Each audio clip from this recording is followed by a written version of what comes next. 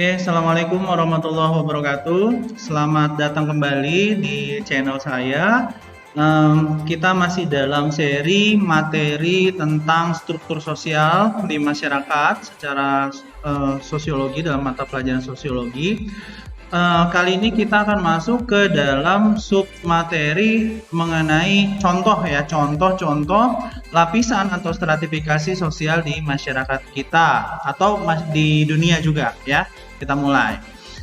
Secara umum atau kategorisasi umum ini dibagi menjadi berdasarkan statusnya ya. Yang pertama status ekonomi. Nah, di pertemuan sebelumnya saya sudah sedikit mengilustrasikan ya bahwa stratifikasi sosial itu biasanya disimbolkan dengan segitiga ya. Jadi ada lapisan-lapisan atau ada potongan-potongan.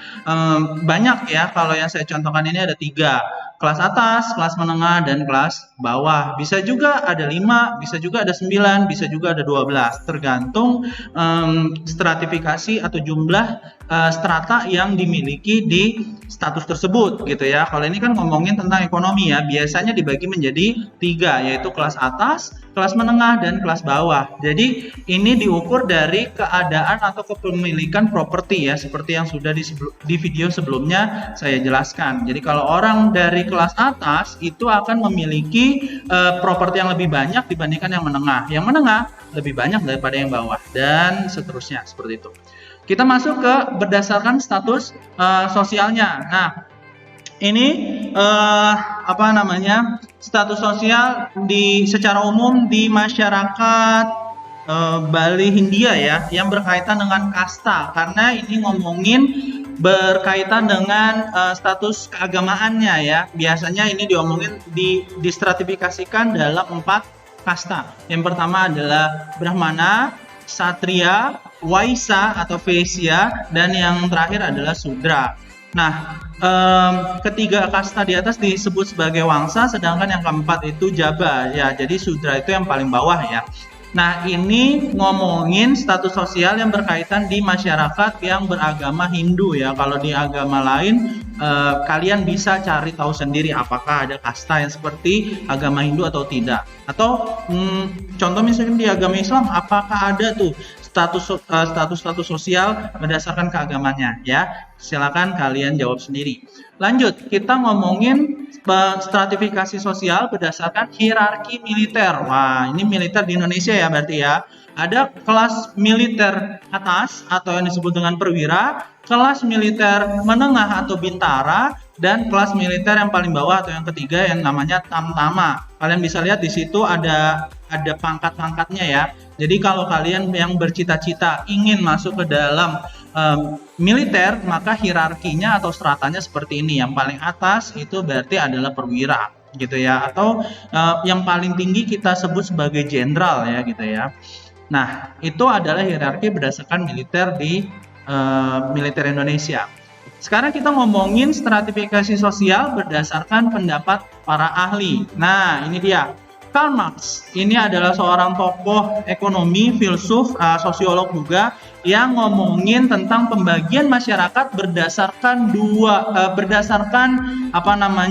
kepemilikan alat-alat produksi ya. Jadi kalau Karl Marx itu fokusnya adalah kepemilikan alat-alat produksi. Ini ya, alat produksi, means of production.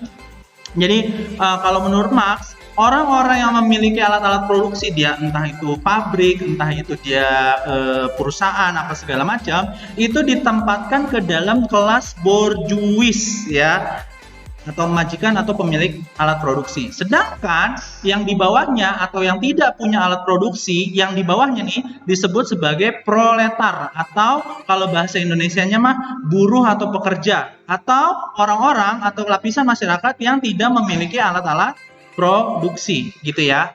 Jadi itu yang disebut sebagai lapisan sosial berdasarkan means of production-nya Karl Marx. Terus yang ahli selanjutnya menurut Gaetano Mosca. Ini sosiolog Itali mengemukakan bahwa masyarakat akan terstratifikasi menurut pembagian kekuasaannya.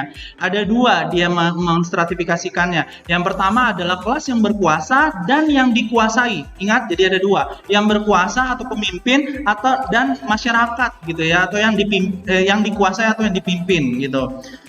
Kalau di masyarakat Indonesia berarti pemerintah ya, pemerintah dengan masyarakat yang biasa.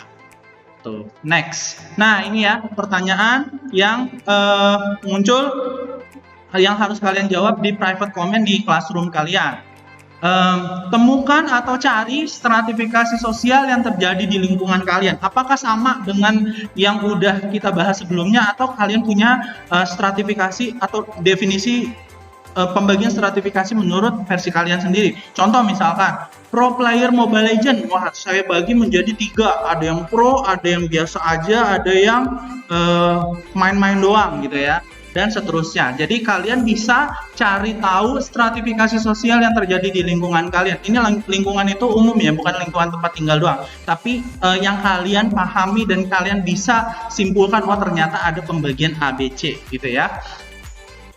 Dijawab di Google Classroom yang sudah saya buat gitu ya. Lanjut, kita ngomongin stratifikasi sosial berdasarkan regional atau wilayahnya. Di Amerika Serikat, masyarakatnya dibagi menjadi 6 kelas, tapi ini secara sosial ya, walaupun Amerika Serikat tidak mengenal kelas-kelas ini secara resmi gitu ya. Ada masyarakat kapitalis, menengah atas, menengah bawah, pekerja miskin, dan kelas bawah. Jadi dibagi menjadi 6 tuh masyarakatnya. Kapitalis berarti pengusaha-pengusaha yang elit ya, kalau zaman sekarang kita sebut sebagai elit global gitu ya. Terus yang menengah atas, menengah bawah, pekerja, dan pekerja miskin, dan kelas bawah. Jadi dibagi menjadi 6. Nah, segitiganya berarti segitiganya ada 6. Ada 6 ada 6 lapisan gitu ya. Kalau yang tadi secara umum dari ekonomi ada 3 kan. Nah, kalau di sini berarti dibagi menjadi 6 gitu. Selanjutnya pada masyarakat Eropa ini dibagi menjadi 4 kelas ya. Tapi ini kalian bisa searching atau kalian bisa browsing sendiri apakah hal ini masih berlaku atau tidak. Tapi secara umum seperti ini ya. Ada kelas puncak atau top class, kelas menengah atau medium class, dan kelas menengah berpendidikan, academic middle class, dan yang keempat adalah kelas menengah secara ekonomi, economic middle class. Dibagi lagi menjadi 2, ada kelas pekerja dan kelas bawah. Yang kelas bawah namanya jelek banget ya, underdog class gitu ya. Kelas pekerja namanya workman and foreman class. Jadi dibagi ya. Kalau di Eropa itu orang berpendidikan malah lebih tinggi dibandingkan secara ekonomi gitu. Oke, itu di Eropa. Di India ya tadi ya kita sudah bahas juga secara sosial keagamaan. Ini dibagi menjadi 4 kelas. Ini bisa juga ya kalau dalam bahasa Indonesia itu waisa ya, waisa. Bisa juga. Oke. Sekarang kita ngomongin di Indonesia. Menurut Sartono itu dibagi menjadi 4 strata ya, stratifikasi atau 4 strata. Kelompok yang berasal dari keturunan orang-orang mendirikan desa atau yang disebut sebagai cikal bakal, buyut yang bikin itu daerah, yang membangun itu daerah. Kelompok yang datang kemudian membuka tanah di tempat yang agak jauh dari pusat desa. Penduduk yang mempunyai tanah di atas pekarangan orang lain atau yang menyewa ya, disebut sebagai orang mondok. Yang keempat adalah orang-orang yang bertempat tinggal menumpang dalam rumah orang lain. Nah, ini yang paling rendah dibandingkan status-status yang lainnya. Ingat, ini menurut ahli yang namanya Sartono Kartohadi Kusumo. Jadi kalian bisa screenshot ya untuk siapa tahu keluar di soal-soal ujian. Menurut Tirhar, ini dibagi menjadi 3. Nah, ini muncul pada masa feodalisme Belanda ya. Ada golongan pribumi, ada golongan pemilik rumah,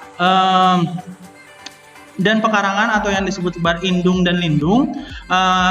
Yang ketiga itu adalah yang hanya memiliki rumah di atas pekarangan orang lain atau numpang ya. Jadi kalian bisa lihat di sini dibagi menjadi 3 strata. Lanjut, J.M. Farr, Durkheim, dan C.B. Tripati juga menggolongkan ke dalam beberapa strata gitu ya. Kalian bisa lihat di sini ada elit desa, ada kuli kenceng, ada kuli kendo, kuli gundul, magersari, dan mondok kempok atau bujang telosor, yaitu adalah klasifikasi menurut Van den Cruyff Nah, kalian bisa baca di sini apa saja definisi dari klasifikasi tersebut. Nah, menurut pencarian dibagi menjadi tiga: keturunan cikal bakal, golongan kentol, dan mereka yang tidak memiliki tanah sama sekali, gitu. Oke, sampai di sini saya kira cukup ya. Kalian bisa ingat tugasnya, kalian bisa mencari stratifikasi sosial yang kalian amati dan kalian bisa simpulkan sendiri. Karena menurut ahli saja bisa ya membagi-bagi ke dalam beberapa strata. Saya yakin kalian juga bisa melalui pengamatan atau observasi, kalian bisa lihat, oh ternyata di masyarakat saya atau yang saya lihat ternyata ada YouTuber itu dibagi dalam 3 strata misalkan, atau tadi player e-sport dan seterusnya gitu ya. Oke, saya kira cukup. Kita ketemu lagi di pertemuan selanjutnya. Wassalamualaikum warahmatullahi wabarakatuh.